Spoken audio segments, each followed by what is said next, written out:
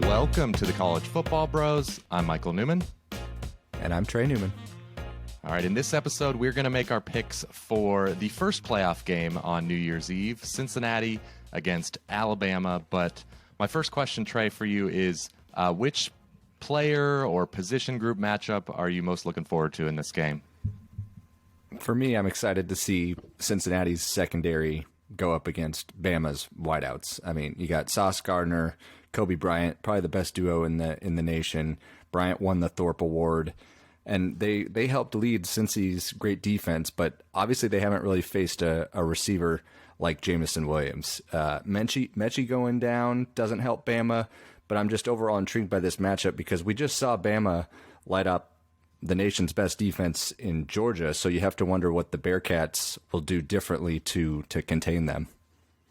Yeah, maybe this is an obvious answer because I said the exact same thing. Like, I just want to see Alabama does not have a proven elite number 2 guy with John Mechie out now. Of course, there's a ton of talent, and maybe they'll utilize the tight ends more, but I'm just interested to see because Sauce Gardner has not given up a touchdown in his entire career at Cincinnati. So if he could keep that up, then obviously that'll go a long way towards staying in this game and possibly pulling off an upset. I guess if I'm having to just grasp at another thing, just looking at because Alabama's going to score. Obviously, Cincinnati has a really good defense, but they're going to put up points. So if Cincinnati's going to keep up, I think maybe looking at their offensive line against Alabama's defensive line, if they can physically hold up, and if they're going to be able to run the ball well with Jerome Ford, I think that'll be key because if it's all on Desmond Ridder's arm, I don't know about that. So right. All right, moving on. How surprised would you be if Cincinnati upset Alabama? Because, like, for me, I would be a little surprised, but not shocked. I mean, upsets happen, and with questions like this, I always look to the betting market because it's the best publicly available predictor we have, and right now the money line odds imply that Cincinnati has around a 20% chance of winning. So 1 in 5, it's unlikely, but nothing crazy. No, I agree. I'm in the exact same boat. I'd be surprised, but not shocked. Like maybe a 7 out of 8 if I had to go out of a 10 scale.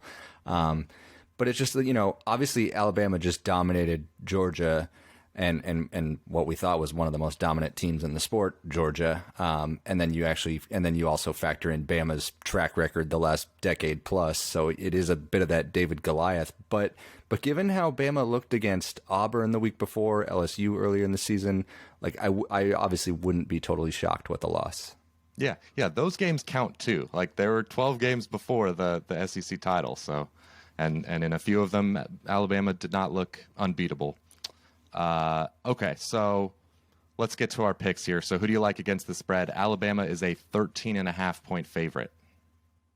Yeah, I mean, they could end up just dominating both lines and making a fool out of this, but I'm going to take the points with Cincinnati. Yes, they're a little bit outclassed on the talent front, but I think everyone has just kind of anointed Bama as the national champ already after dethroning Georgia the way they did, and Bryce Young winning the Heisman. And Cincinnati, though, they've been a team that's been building for this for a couple years and for this moment. And I think they can at least keep it respectable here. Desmond Ridder, he's not the purest passer, but he makes up for it with his athleticism. I think he can make some plays with his legs, might be able to dodge an incoming Will Anderson and generate something out of nothing because they'll need that. And then with Mechie down, Cincinnati, they can key in on Williams. Not saying they'll take him completely away, but at least shadow that side of the field to help prevent him from going wild. And like I mentioned earlier, Bama, they had some weak offensive outputs a couple times this year, and I just mentioned LSU and Auburn, so they're not totally invincible. And even in that Georgia game, they benefited from a pick six, a stalled red zone drive.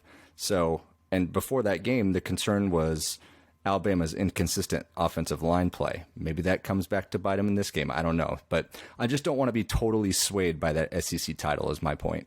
I'm with you. I like Cincinnati to get the cover here.